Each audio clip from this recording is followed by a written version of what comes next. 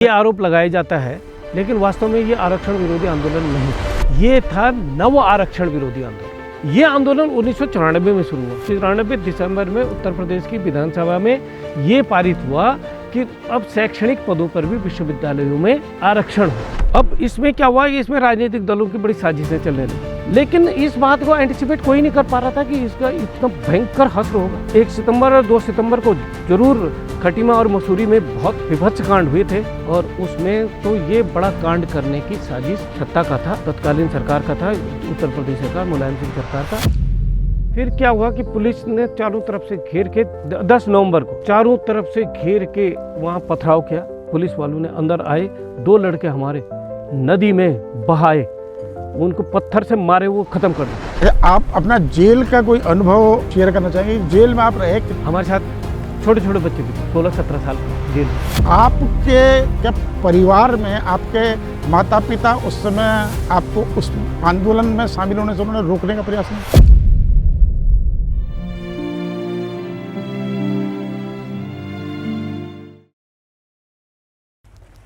नमस्कार, पहाड़नामा के इस एक और नए शो में आपका हार्दिक स्वागत है। हमारे आज के मेहमान हैं वरिष्ठ पर्यावरणविद, भरसार विश्वविद्यालय से जुड़े हुए हैं माननीय प्रोफेसर एसपी सती जी, जिनका पूरा नाम है सरस्वती प्रसाद सती जी। आप भरसार विश्वविद्यालय से जुड़े हुए हैं। आप अपने बारे में, आप एक पर्यावरणविद हैं, आप किस प्रकार से कार्य कर रहे हैं, आपका उत्तराखंड आंदोलन में क्या योगदान है, इस पर हम बात करेंगे। लेकिन उससे पहले मैं चाहूँगा कि आप अगर अपना परिचय हमारे श्रोताओं के लिए देंगे। हाँ, मैं वीर चंद्र सिंह गढ़वाली उत्तराखंड औद्यानिकी एवं वानिकी विश्वविद्यालय भरसार का एक कॉलेज ऑफ फॉरेस्ट्री, वानिकी महाविद्यालय रानी चौरी है। मैं वहाँ पर्यावरण विज्ञान का प्रोफेसर हूँ। इससे पहले मैं गढ़वाल विश्वविद्यालय में मैं भूविज्ञान में मैं फैकल्टी था। वहीं से मैंने बीएससी की, एमएससी की, पीएचडी की।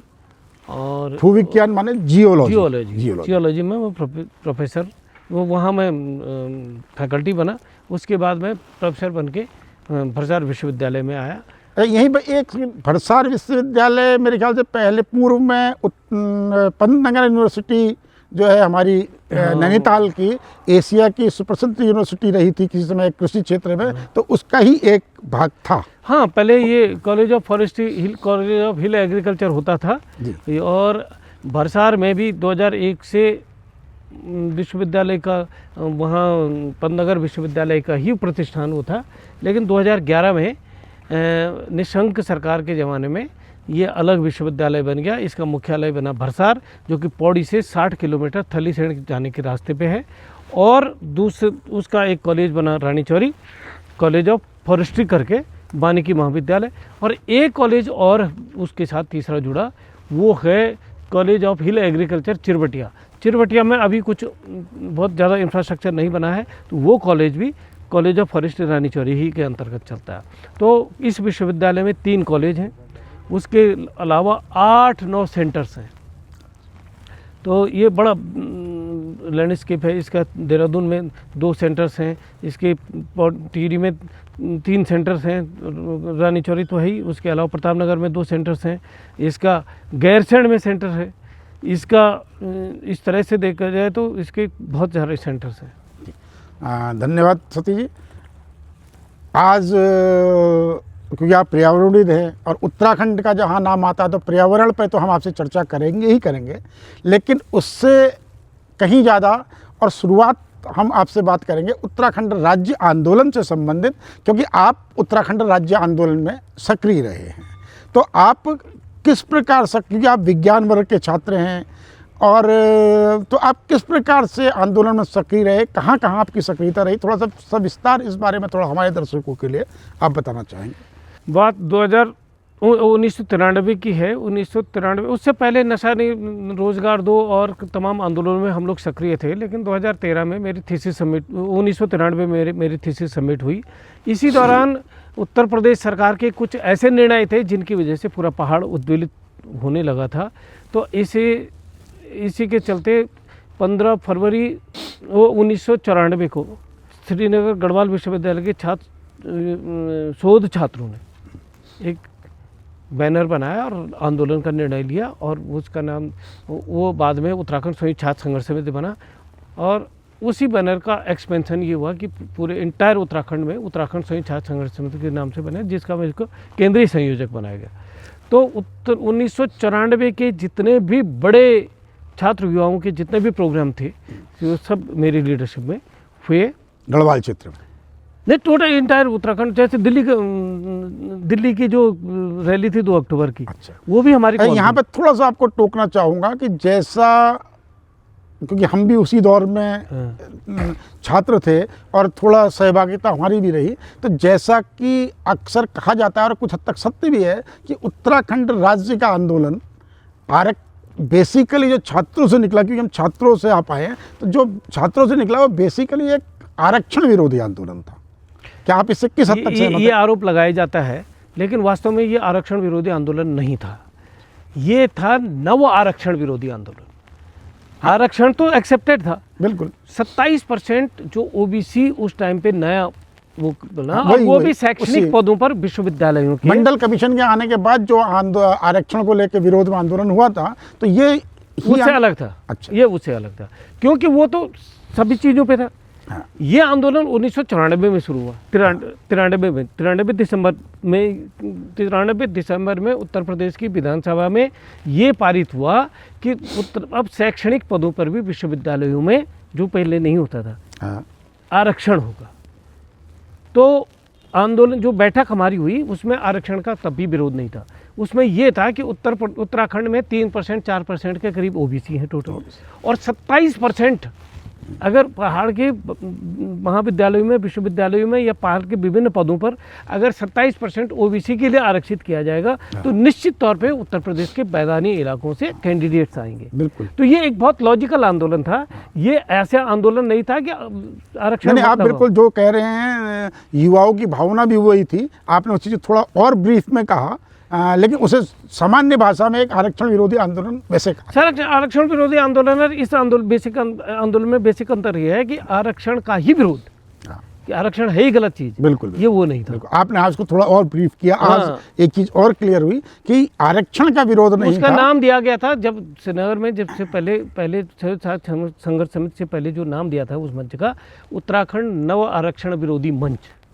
नव आरक्षण का मतलब ये था कि जो एक्स्ट्रा जितना हमारे यहाँ परसेंटेज, फॉर एग्जाम्पल 97% सपोज सती हैं, 3%, और सतियों के लिए 97% आरक्षण कर दिया जाए, तो बाहर के सती आएंगे। क्योंकि स्टेट एक ही था। अरे एक स्टेट एक ही था। पहाड़ों के लिए हिल कैडर लागू होता था। हिल कैडर की सबसे ज़्यादा धज्जियाँ तो उत्तर प्रदेश में जब से लागू हुआ तभी से उड़ने लगी। बिल्कुल। हिल कैडर का मतलब ये होता था कि हिल कैडर का मतलब ये नहीं था कि हिल्स के लोगों को ही नौकरी मिले, ये था कि जो हिल्स में हमेशा नौकरी करना चाहता है। हाँ। अब लोग अपॉइंटमेंट तो इस कैडर से हो जाते थे और बाद में ट्रांसफर नीचे करा लेते थे। बिल्कुल। और यहाँ के लड़के कहाँ जाते?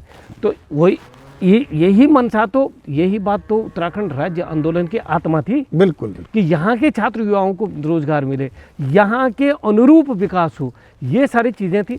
तो मैं उसको आज भी लोग उसको आरक्षण विरोधी बोल के उसका वो करते हैं। नहीं, आपने थोड़ा क्लेरिफाई किया। हाँ, कि आरक्षण विरोध नहीं था, वो SC/STs का कोई विरोध नहीं था जी। ओबीसीज का भी कोई विरोध नहीं था। परसेंटेज पे घपला था। परसेंटेज की विरोध, परसेंटेज का घपला था कि 3-4%, 7% करो, 27% कर दिया। 27% में कहाँ से आएंगे? बाहर से तो आएंगे। तो इसका विरोध था। वो बाद में होते होते उसके बीच निर्णय पे निर्णय ऐसे होते गए, फिर सरकार से टकराव होते गए, सरकारों के ऐसे वक्तव्य आते गए, और लास्ट में उसकी परिणति होगी राज्य आंदोलन। जो अच्छा, अब उत्तराखंड राज्य आंदोलन में आपकी किस प्रकार की भूमिका रही? किस प्रकार आपने पूरे क्योंकि आपने कहा कि जो उत्तराखंड और दिल्ली स्तर पर भी समन्वय मंच बना, तो आप उस समन्वय मंच से जुड़े थे, तो किस प्रकार आपने जोड़ा? आप इस पर थोड़ा सा। नहीं, उसके बाद जब ये मंच आंदोलन आगे बढ़ने लगा, तो बहुत ज़्यादा अराजकताएँ आ गई आंदोलन में। हर जगह अपने अपनी तरफ से, आज कीर्तिनगर बंद हो रहा, बहुत कल श्रीनगर बंद, परसों अल्मोड़ा बंद हो रहा, तो लोगों को बहुत परेशानी होने लगी। तो इसमें हमने 10 अगस्त को श्रीनगर में गढ़वाल मंडल स्तर की एक बैठक बुलाई जी। और हमने श्रीनगर में मुझे पूरे इंटायर गढ़वाल का पहले संयोजक चुना गया। ठीक। उसी दिन हमने 2 प्रोग्राम दिया, 2 सितंबर को पौड़ी रैली बंद और 8-9 सितंबर को पूरा इंटायर उत्तराखंड बंद। जी। और इससे पहले ये निर्णय लिया गया कि कुमाऊं के सभी छात्र नेताओं से, छात्र छात्राओं से, जो भी छात्र युवा हैं उनसे संपर्क किया जाए। तो हमारे विभिन्न दल बन के श्रीनगर से कई हमारे छात्र युवा और रिसर्च स्कॉलर्स कुमाऊं में गए, जगह जगह जैसे पिथौरागढ़ गए, नैनीताल गए। जैसे कौन कौन कुछ नाम लेना चाहेंगे? हाँ, जैसे प्रोफेसर डॉक्टर JP मेहता, वो भी आज प्रोफेसर हैं। प्रोफेसर JP मेहता उनमें से थे। एक दिनेश प्रसाद देवली थे। तो इन 2-3 लोग ये मैं नाम लिए, और भी गए। तो फिर संपर्क किया गया। इसी का परिणाम हुआ कि भर के गाड़ियाँ कुमाऊं से भी 2 सितंबर पौड़ी रैली के लिए आई। ऐतिहासिक रैली हुई पौड़ी में। और 8-9 सितंबर को पूरे उत्तराखंड का अभूतपूर्व बंद हुआ। अब इसमें क्या हुआ कि इसमें राजनीतिक दलों की बड़ी साजिशें चलने लगी। राजनीतिक दलों ने कहा हमारी ज़मीन तो ख़त्म हो गई, ये तो बिल्कुल इंटायरली नई पॉलिटिकल फोर्स आ रही है। तो उसके बाद साजिशें चली गई। फिर 15-16 को कोटद्वार में मीटिंग हुई। फिर रामनगर को 17 को रामनगर में मीटिंग हुई।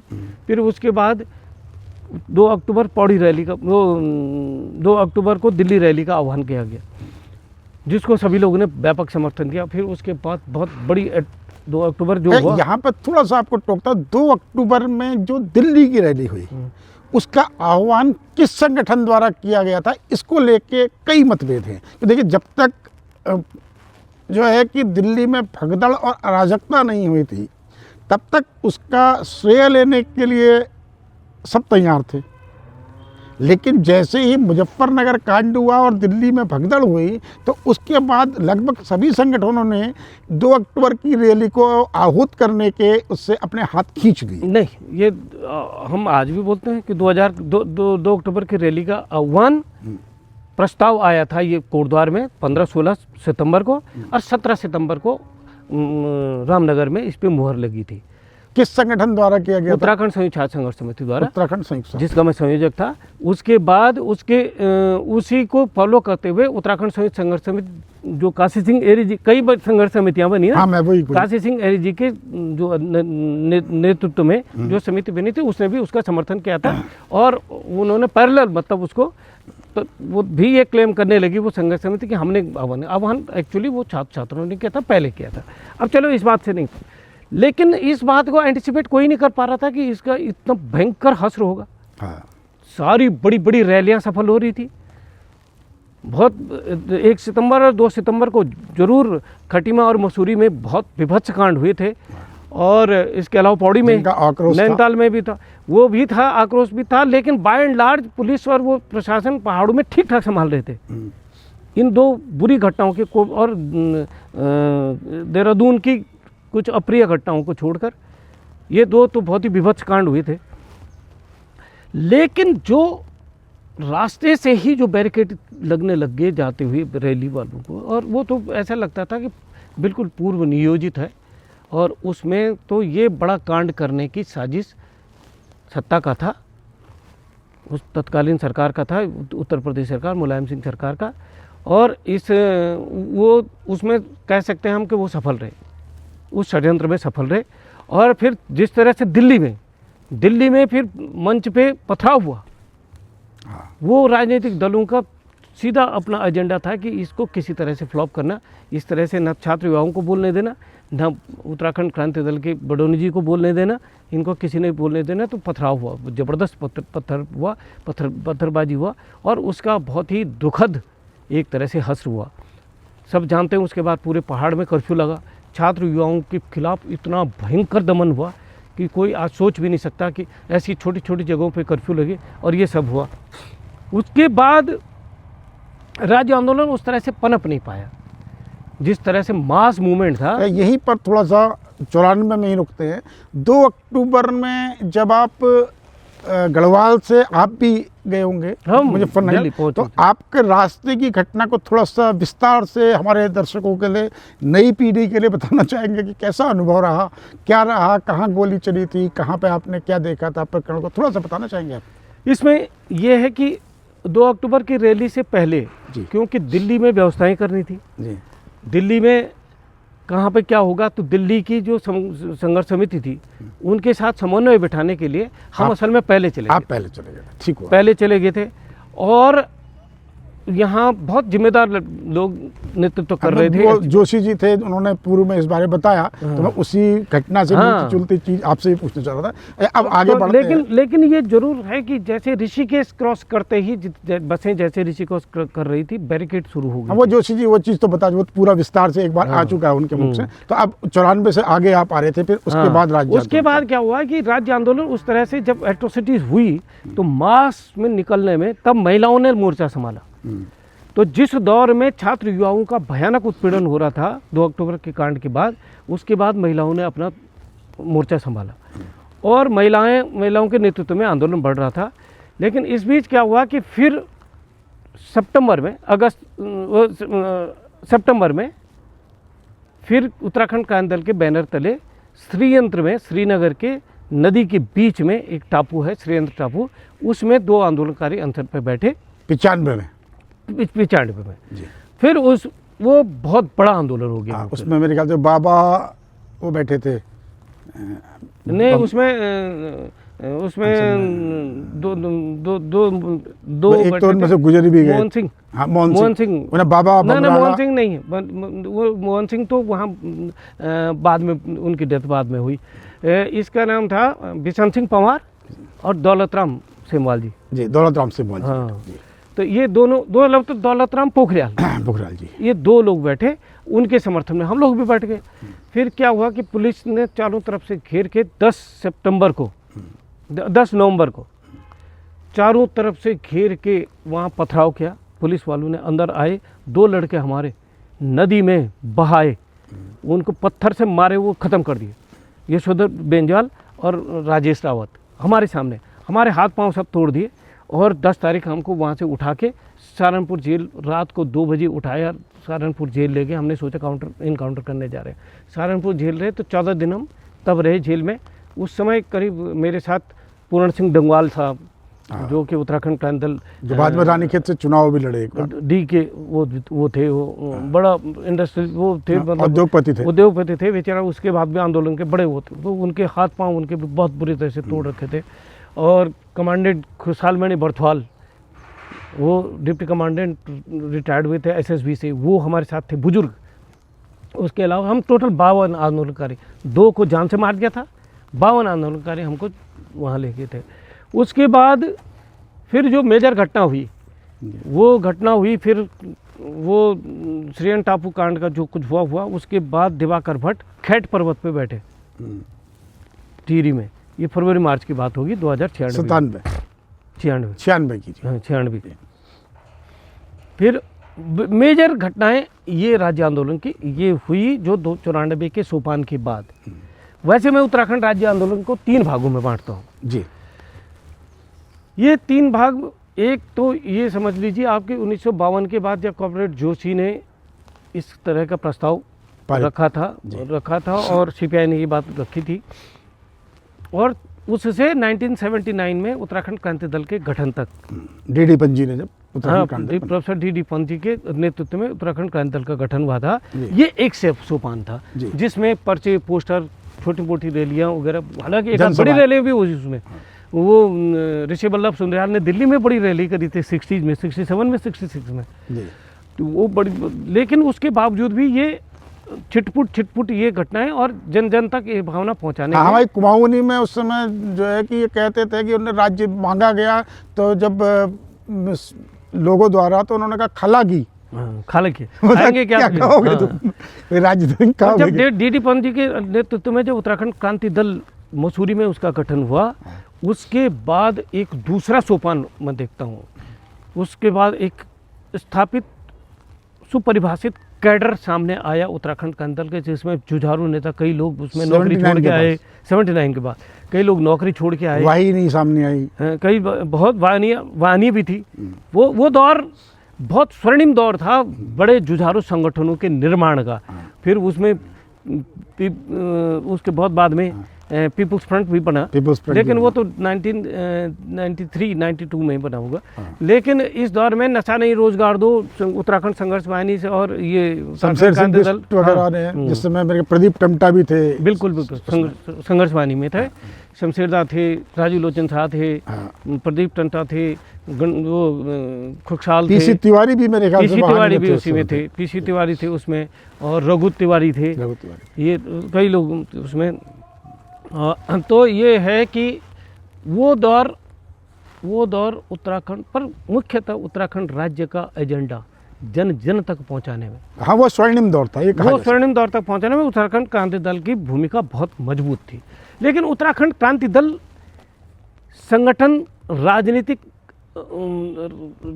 लड़ाई थी। उत्तराखंड क्रांति दल तो राजनीतिक लड़ाई राजनीतिक तरीके से लड़ी जानी थी, राजनीतिक दल के अंदर होनी थी।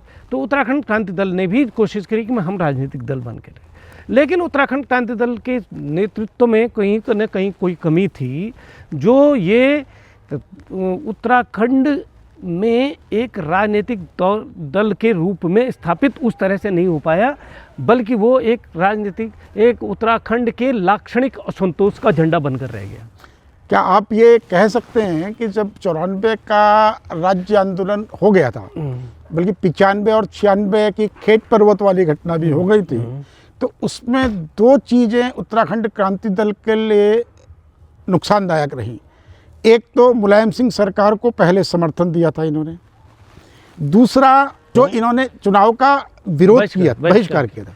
अब उसमें दूसरी बात ये है कि ये दूसरा सोपान बन गया, जो मैंने 2 सोपान बताया ना उत्तराखंड आंदोलन, तीसरा सोपान 94 का निर्णायक सोपान जो था, 94 से 2000 तक, हाँ, जब तक राज्य का गठन हुआ, वो वाला वो जन आंदोलन सही अर्थों में, जिसको जन आंदोलन, जिसमें लेकर लाट से लेकर, जिसमें बेचारा अपाइज से लेकर, और जिसमें बड़ा बाल वृद्ध युवा सारा सड़क में था, 2 साल का बच्चा भी अपनी माँ के साथ से धरने में बैठ रखा था, ये सारे ये 94 का आंदोलन। इस बीच क्या हुआ कि अदूरदर्शिता उत्तराखंड क्रांति दल में, मैं कह रहा हूं कि देखो, आंदोलन के एक तासीर होती है और राजनीतिक संगठन की दूसरी तासीर होती है।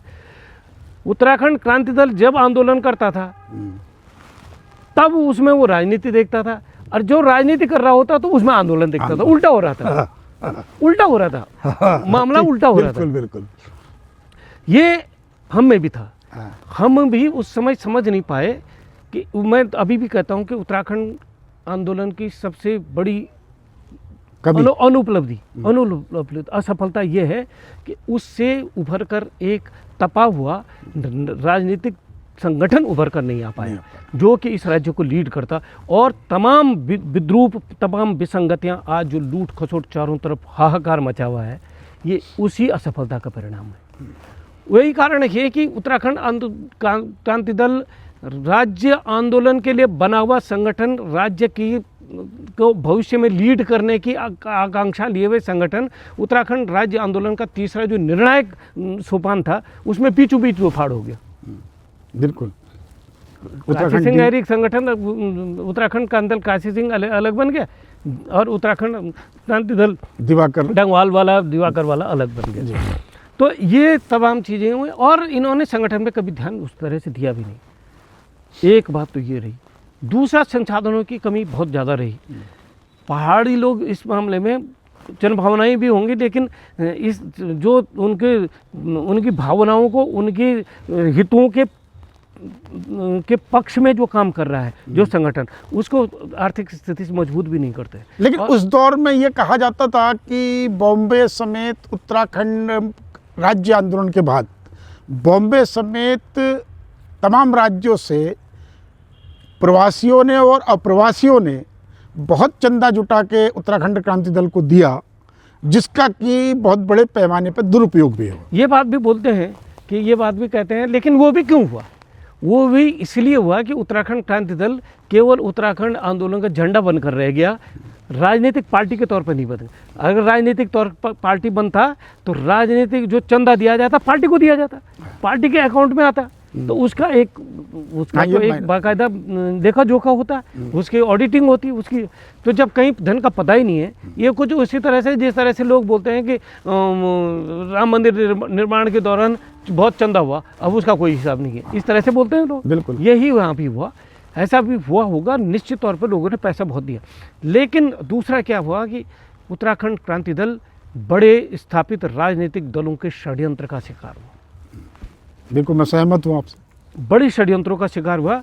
तो उत्तराखंड क्रांति दल को हम गरिया सकते हैं, उत्तराखंड क्रांति दल की 50 कमियां मैं गिना सकता हूँ, बिल्कुल। लेकिन गिनाने के लिए तो बड़े जो राजनीतिक दल हैं उनकी तो 1000 कमियां गिना दूंगा, बिल्कुल बिल्कुल लेकिन वो तो सफल हो रहे हैं। बिल्कुल।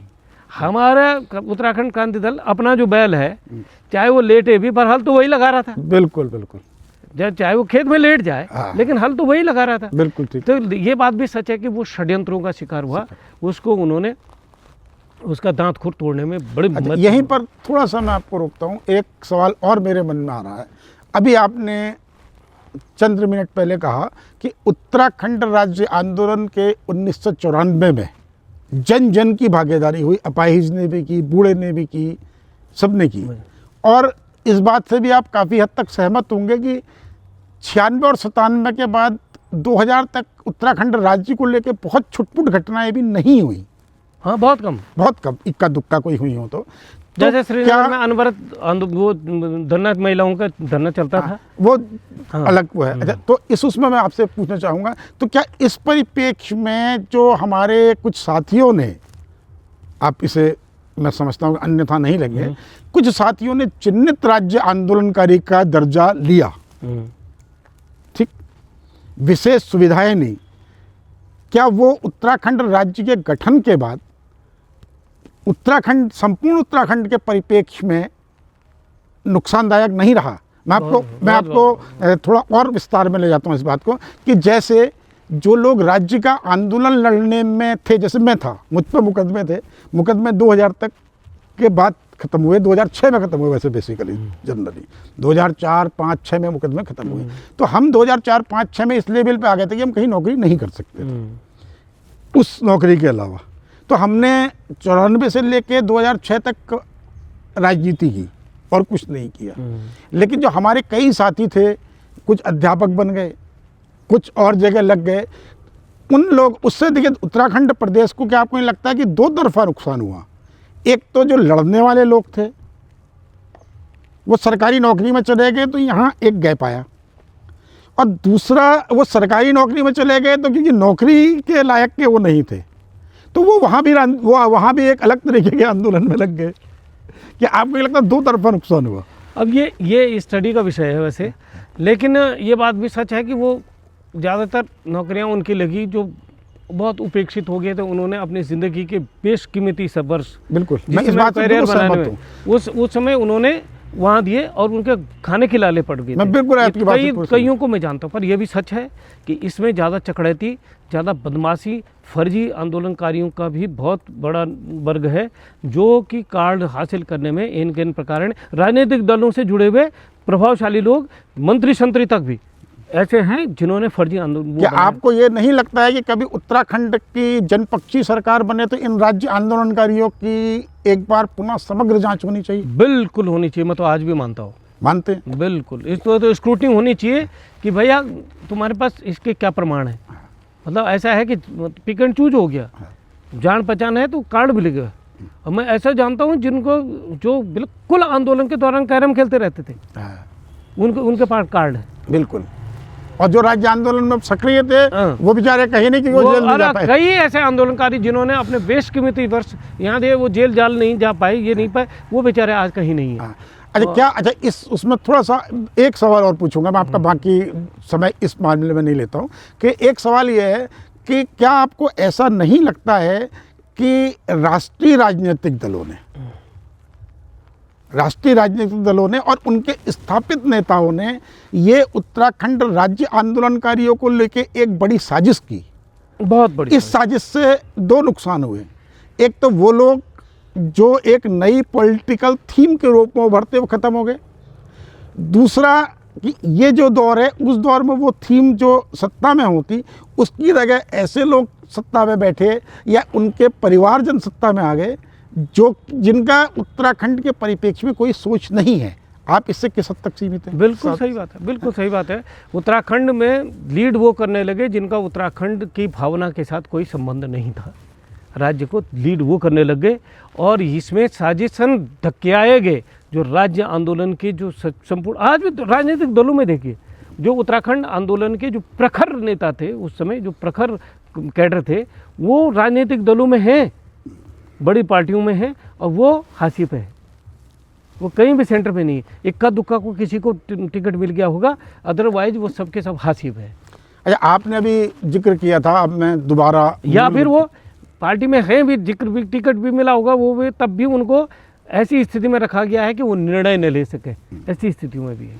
अच्छा, मैं आप उत्तराखंड राज्य आंदोलन में जेल गए, कितनी बार गए? 3 बार। 3 बार गए। अच्छा, मैं फिर उस पर नौकरी पे आता हूँ कि जब आप 92-93 में पढ़ते थे और आप मूलतः सुदूर पर्वतीय क्षेत्र से आए, आपकी बेसिक एजुकेशन आपके पूरे अंदाज से अभी तक मैं समझाऊँ कि मेरे ख्याल से पहाड़ की ही है।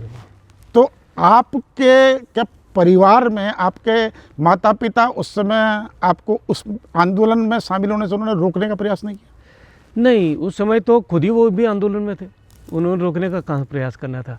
पिताजी आंदोलन में, माँ आंदोलन में, भाई आंदोलन में, दूसरा भाई आंदोलन में, तीसरा भाई आंदोलन में, बहन आंदोलन में, सारे के सारे आंदोलन में थे। अच्छा, आप अपना जेल का कोई अनुभव हमारे साथियों को जो है शेयर करना चाहेंगे? जेल में आप रहे कितने लंबे कुछ समय तक? एक आध बड़ा वो मैं अनुभव बताता हूँ कि हमारे साथ छोटे छोटे बच्चे भी थे, 16-17 साल के जेल में थे, 17-18 साल के, 17-18। अब जैसे ही शाम होती थी वो रोने लग जाते थे। अब रोने लग जाते थे कि उनको डिप्रेशन होता था कि हम इसी में रहेंगे हमेशा। अब मेरे पास आ जाते थे, क्योंकि हालांकि उसमें खुशहाली बर्थवाल साहब, जैसे मैंने बोला, पूरन सिंह नंगवाल साहब वगैरह सीनियर लोग भी थे, उनके पास नहीं जाते थे, मेरे पास आते थे वो रोने।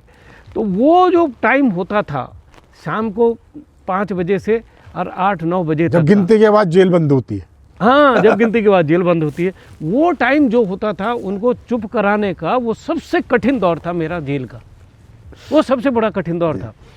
और कई बार ऐसा होता था कि तब मैं उनके साथ क्या, अब जब हुआ क्या मज़ेदार बात, फिर मैं उनके साथ उन्हीं की तरह छोटे छोटे बच्चों की तरह खेलता रहता था, कंचे खेलना, ये पत्थर खेलना, ये करना, उस तरह से। अब वहाँ बड़े लोग मिलने आते थे दिन में, नेता लोग जो वहाँ के नहीं, हमारे मतलब उत्तराखंड के जो सहारनपुर में हैं वो लोग भी, या यहाँ से भी जाते थे। अब उनको लगता था यार ये कैसे डॉक्टर है, ये बच्चों के साथ खेल रहा, हम यहाँ बातचीत करने आ रहे हैं, ये मैं उनके साथ खेलता था। ये बात मुझे ऑन रिकॉर्ड बोली एक भाई साहब ने, फिर वो मैं नाम नहीं लूँगा उनका, वो वहाँ सहारनपुर के बड़े प्रतिष्ठित व्यापारी। तो मैंने जब वहाँ हुआ कि उन्होंने कहा अपनी बातचीत रखो इसमें, बातचीत, और इसमें तब बुलाने आए मेरे को कि सदी जी आप भी बोलो। तो तब वहाँ पे 100-150 लोगों का उस दिन जेल के अंदर गैदरिंग थी, इतना लिबर्टी वहाँ थी। एक जोशी जी थे जेलर, तो उनका इतना थोड़ा उत्तराखंड के प्रति, क्योंकि वो भी उत्तराखंड के थे, अल्मोड़े के थे, तो उन्होंने हम तब अंदर आके वो गाड़ियों में तो जो कुछ हुआ वो तो एक बहुत ही रोंगटे खड़े करने वाला वो है। जब से उन्होंने हमको बंद किया और जब से जेल तक डाला, वो 36 घंटे हमको जिस तरह से प्रताड़नाएं दी, वो तो दूसरी बात। अधिकतम कितने दिन जेल रहे आप? 14 दिन। 14 दिन कौन सी जेल में रहे? वो सहारनपुर जेल। सहारनपुर जेल में। तो जो जेल में मुजरिम होते हैं, आदतन कैदी जो हैं, उन लोगों का व्यवहार कैसा था राज्य आंदोलन करने? हमारे साथ इंटरेस्टिंग बात दूसरी हुई। एक नई जेल बनी थी। अच्छा। वो जेल थी बच्चा जेल। अच्छा। बन रही, बच्चों के लिए रखनी थी वो, मतलब एक तरह से वो था, वो बच्चा सुधार गृह जिसको बोलते हैं, सुधार गृह, बाल सुधार गृह। लेकिन वहाँ अभी तक वो पोजीशन में नहीं आया था। तो वो वहाँ कैदियों के साथ हमको, वहाँ बहुत भीड़ थी, तो उन्होंने सन 52 के 52 को हमको इस जेल में, जो कि जेल राजनीतिक कैदियों की तरह व्यवस्था दी गई। तो फिर क्या हुआ कि तब मैं बोल रहा था कि वो उन्होंने बुलाया मेरे को, जब मैंने वहाँ भाषण दिया 5-7 मिनट का, तब उन्होंने कहा कि नहीं, हम मान गए, हम ये मान रहे थे आपको कि ये कैसा डॉक्टर है, ये नकल, ये इस तरह से भी हुए नकल से PhD पास है। नकल से भी। फिर दूसरी बात क्या होती थी कि एक हमारे साथ वीर विक्रम सिंह थे, वो बंदूक वाले थे, वो शिकारी भी थे, वो वीर विक्रम सिंह। उनका ये था गार्जियन के जैसे, वो जैसे अब जैसे हमको मिलने आ रहे तो केले ला रहे, तो मतलब क्विंटलों केले हो गए वहाँ। तो उन्होंने ताला लगा देना। अब वो जैसे सास नहीं होते घर में, उसने कहा बच्चे, और बच्चे मांग रहे, छोटे बच्चे, अब वो कह रहे हैं हमको खिलाओ तो खिलाओ। एक दिन मैंने ताला तोड़ दिया, मैंने ताला तोड़ दिया और सारे बच्चों को मैंने कहा जाओ जितने केले खाने खाओ तुम। और वीर विक्रम जी मेरे पे गर्म हो गई, सारा बड़ा आया तो डॉक्टर बन गई ये, वो बेचारे स्वर्गवास हो गए, उनका बहुत अच्छे, बाद में उनकी और मेरी बहुत अच्छी दोस्ती होगी। तीसरा क्या था कि हम लोग जो ग्रेजुएट कैदी थे उनको अंडे आते थे। अच्छा। तो अंडे और दूध आता था, क्योंकि ये राजनीतिक कैदी है, वो ग्रेजुएट है। अब वो जब एक दिन हुआ तो किसी ने कहा कि भाई जेलर साहब है कि आपको अंडे मिल गए। मैंने कहा अंडे तो नहीं मिले। कि किसने खाया? मेरे को पता चल गया बच्चों ने खा लिया। तो उसके बाद जो हम बड़े थे, मैं था, अनिल काला था, हम लोग बहुत सारे बड़े थे, जो हमने कहा हम नहीं खाएंगे, बच्चे खाएंगे। तो जितने भी अंडे और दूध आता था, जो भी आता था, ग्रेजुएट्स के लिए। ये उसी समय पता चला मेरे को, ये कौन सी बात हुई यार, वो जो बच्चे हैं उनको नहीं दे रहे और हमको दे रहे थे। तो फिर हमने वो चखे भी नहीं, वो बच्चे ही खाते रहे, वो बच्चे। तो वो बच्चों के साथ का मेरा संस्मरण जो जेल का है, वो बहुत वैसा संस्मरण है। अब उत्तराखंड राज्य स्थापना के बाद वाले दौर में आते हैं, क्योंकि हम पहाड़ में हैं और अंधेरा भी जल्दी हो जाता है। मैं आपके समय का महत्व तो समझता हूँ, लेकिन जहाँ हम बैठे हैं ये वार्ता भी ज़रूरी है। तो उत्तराखंड राज्य स्थापना के बाद के जो ये 25 वर्ष हैं, इनको आप कैसा महसूस करते हैं कि उत्तराखंड राज्य स्थापना के वक्त जो हम आंदोलन का, मतलब संपूर्ण राज्य की जनता की जो मांग थी, मैं बार बार इस बात को कहता हूँ कि जो महिला उस समय घास काट रही थी, उसे लगा कि राज्य बन गया तो मेरी ये समस्या खत्म। जिसके गांव में पानी नहीं था उसे लगा कि भाई राज्य बना और मेरा पानी आना शुरू, और जिसके यहाँ सड़क नहीं थी उसे लगा सड़क बनी तो मेरा आना शुरू। तो आप इसको, इन 25 वर्षों को कैसे देखते हैं? तो 25 वर्षों को मैं ये देखते हैं कि जो उत्तराखंडियत नाम का एक भ्रूण था ना जी, उसकी हत्या कर दी गई। अब उत्तराखंड एक निर्जीव बाउंड्री की सी घिरी हुई एक ज़मीन के आकृति का नाम हो गया है। उत्तराखंडियत उसके अंदर से गायब है, उसकी आत्मा गायब है, कहीं नहीं दिखता।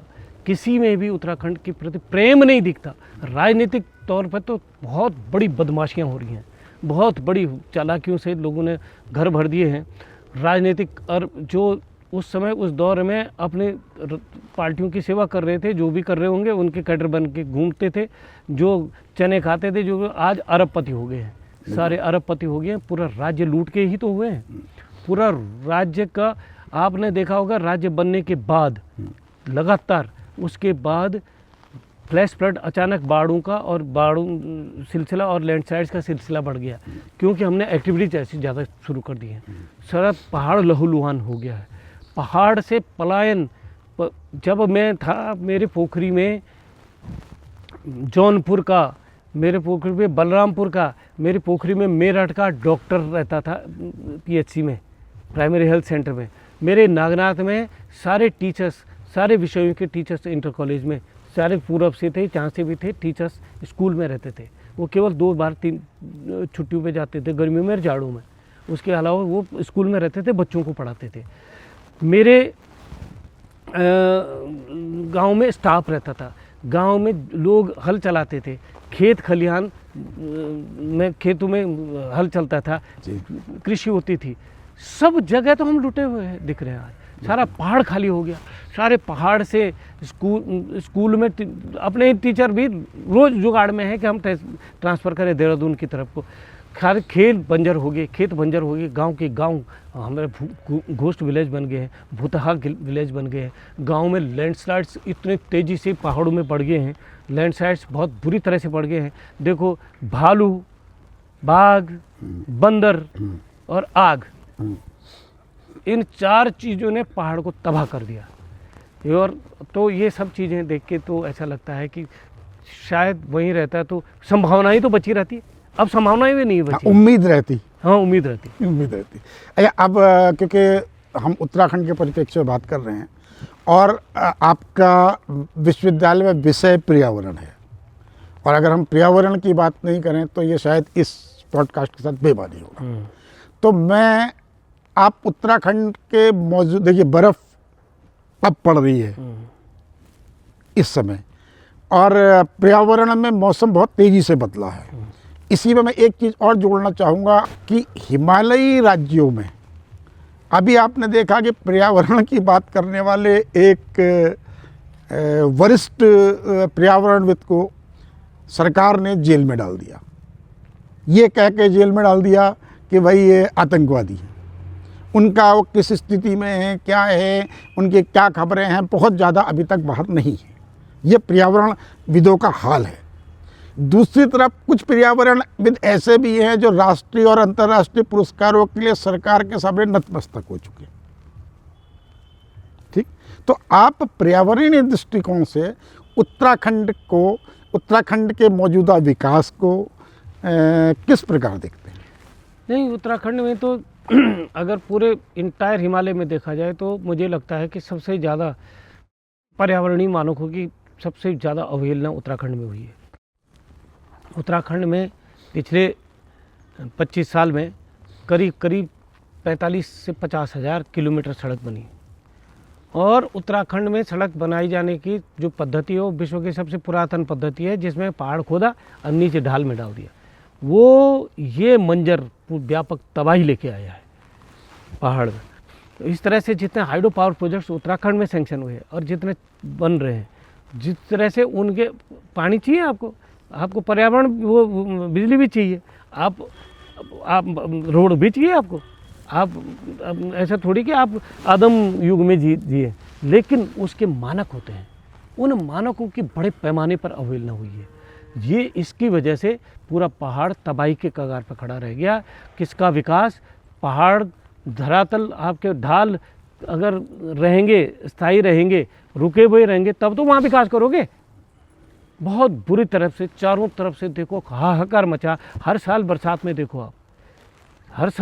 में देखो आपकी तबाही के मंजर दिखता है चारों तरफ। ये तब है जब केवल मौसम जनित तबाही की बात कर रहे हैं। और अभी तो ये भी है कि पूरा का पूरा हिमालय का ज़्यादातर, उत्तराखंड का ज़्यादातर हिस्सा भूकंप के प्रति बहुत ज़्यादा संवेदनशीलता है, जोन 4 और 5 में है। तो अगर एक बड़ा झटका, जिस तरह से निर्माण कार्य हो गए हैं, अगर बड़ा झटका भूकंप का, जो कि ड्यू है, वैज्ञानिक कहते हैं पूरे हिमालय में सबसे बड़ा भूकंप अगर सबसे जल्दी कहीं आएगा तो नैनीताल से पूरी दरार है पर्वत। तो ये अगर भूकंप आ गया तो उत्तराखंड कमर उठा नहीं पाएगा। इस तरह का व्यापक तबाही होगी। ये मैं डरा नहीं रहा हूँ, ये मैं चेता रहा हूँ, और मैं हकीकत बता रहा हूँ, क्योंकि मैं उस विषय को पढ़ता हूँ। अच्छा, अब चर्चा को अंत की ओर भी ले जाएंगे कि अगर आपको चुनाव लड़ने का मौका मिलता है तो क्या आप इन तमाम पक्षों को लेके जनता के बीच जाना चाहेंगे?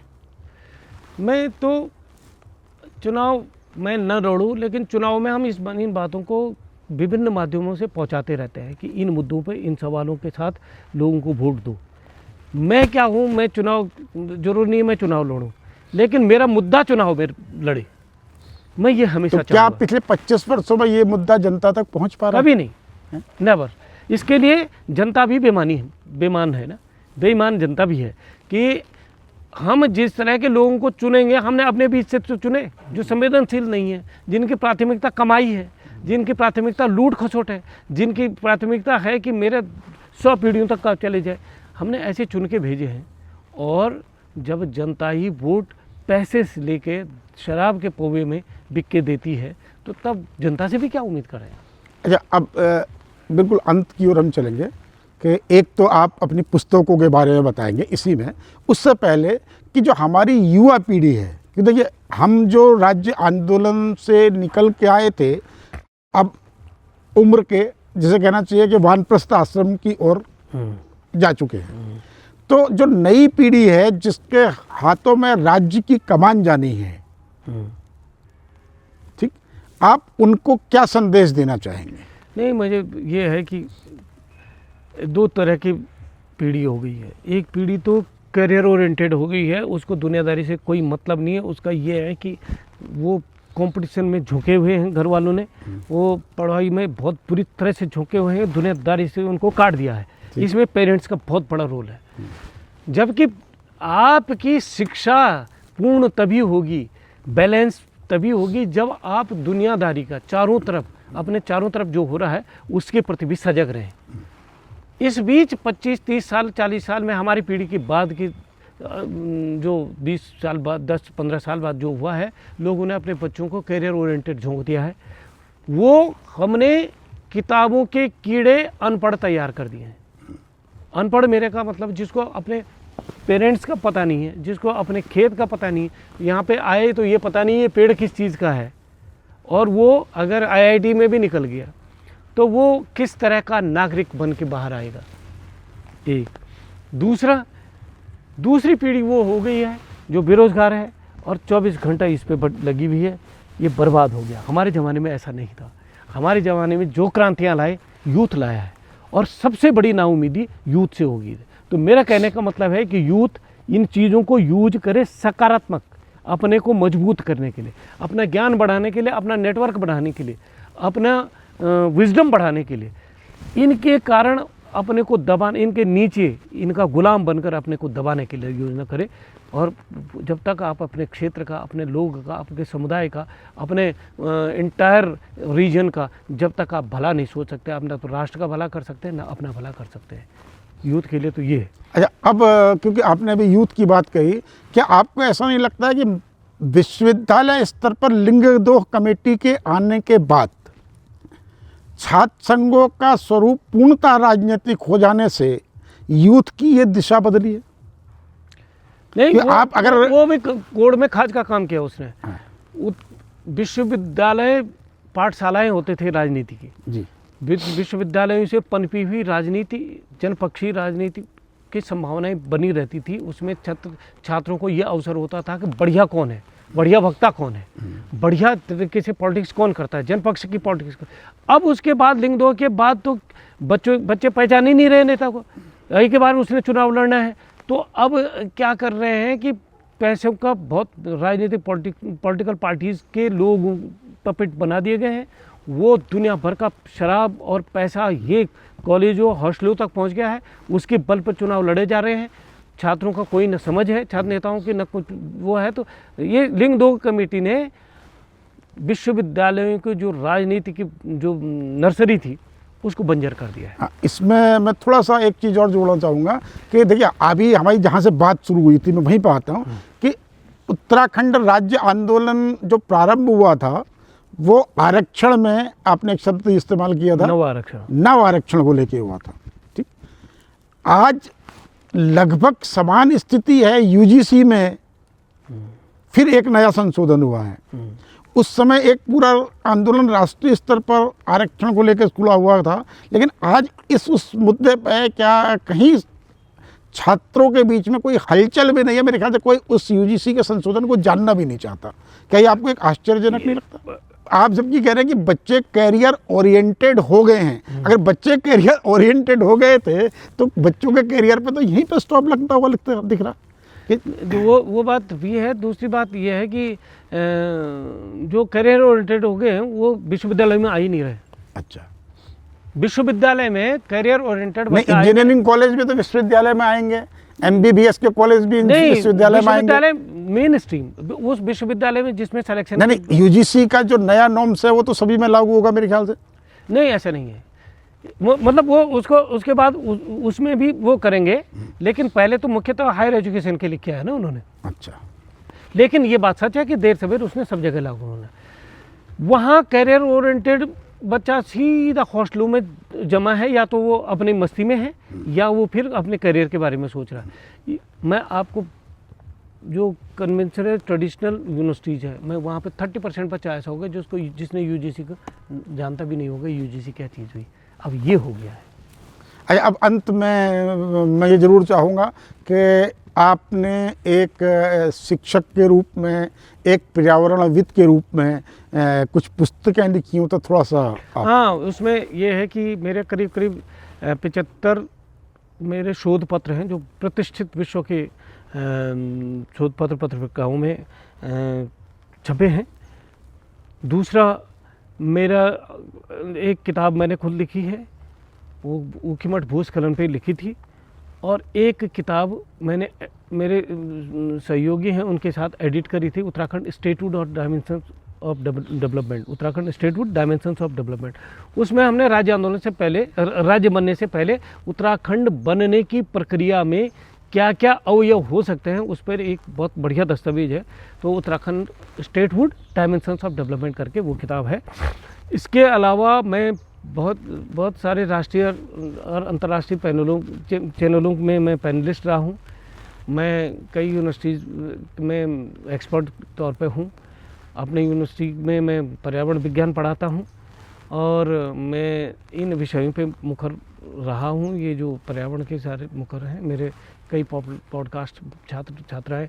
आज ही सुबह एक पीसीएस का बच्चा जो इंटरव्यू तैयारी कर रहा हो मेरे पास आया था कि मैं उनको समझाऊं, जो मैंने पॉडकास्ट में बताया है वो कुछ समझ में नहीं आया था, वो नोट करके लाया था। तो इस तरह से मेरे एक्टिविटीज़ रहती हैं। मैं सिर्फ क्लासरूम तक सीमित वाला अध्यापक नहीं हूँ। मैं बच्चों के साथ, और मैं बहुत डिस्टेंस भी नहीं बनाता बच्चों के साथ। आपकी पुस्तक हमारे पाठकों को पढ़ने के लिए कहाँ पर उपलब्ध हो सकती है? वो एक CBS पब्लिकेशन है, CBS पब्लिकेशन, उसमें पर और अमेजोन में भी मिल जाएगी वो।